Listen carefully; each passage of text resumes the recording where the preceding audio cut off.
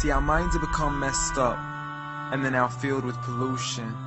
TV screens and magazines, we're beginning to look for a solution. Plastic surgery, diets and pills, but still not seeing any form of improvement.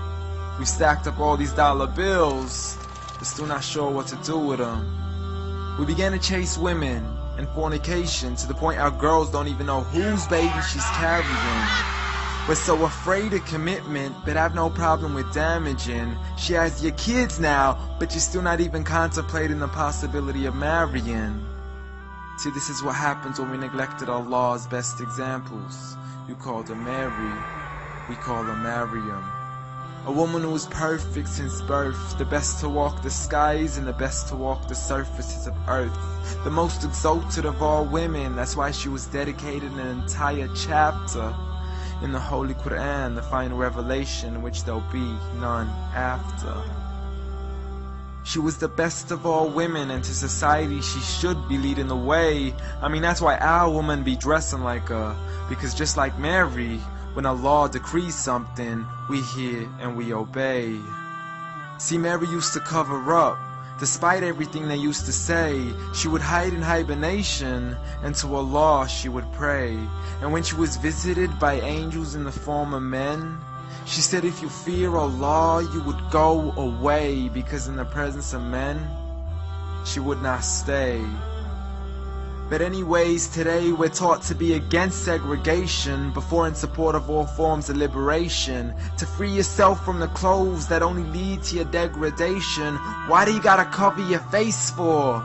We gotta see your identification. But little do they know her identity's right there. A woman who fears Allah and commits to her religious obligations. See, I respect all women too, because that's what my religion teaches. To lower your gaze when you're walking, there's no need to check out every second woman's features. There's no need to even shake another woman's hand, because in reality, there's only one reason why a guy would be pleased to meet you. And you could go ahead and deny it, but don't blame me for stating the obvious. When the pornographic industry is worth billions, you still don't see where the problem is? Sex is embedded into society to the point we'll exploit it to merely sell a car. So you can act like this is all new to you, but you know for a fact how innocent we really are. I mean, just look at the simplistic way we're taught to dress. It's like if you dress less, then you're destined for success. You then force your women into heels and have the nerve to say that we oppress. You got it to dress up tightly, like it's an opportunity. But every time we lose our minds, it's like, see what these ladies do to me? But I'm not blaming it on the women, because we too have responsibility.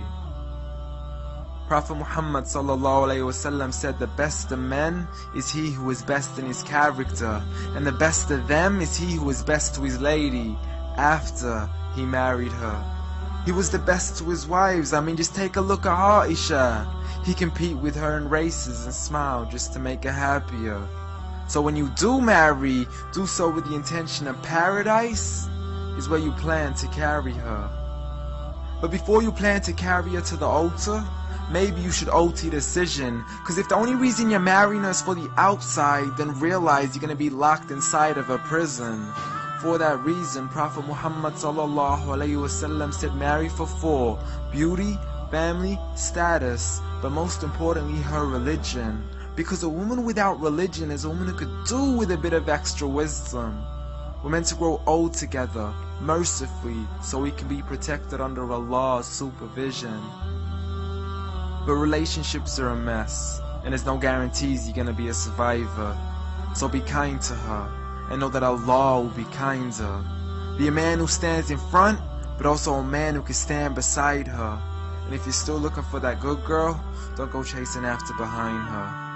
Rather search to find Allah first, for once you find Him, you're guaranteed to find her.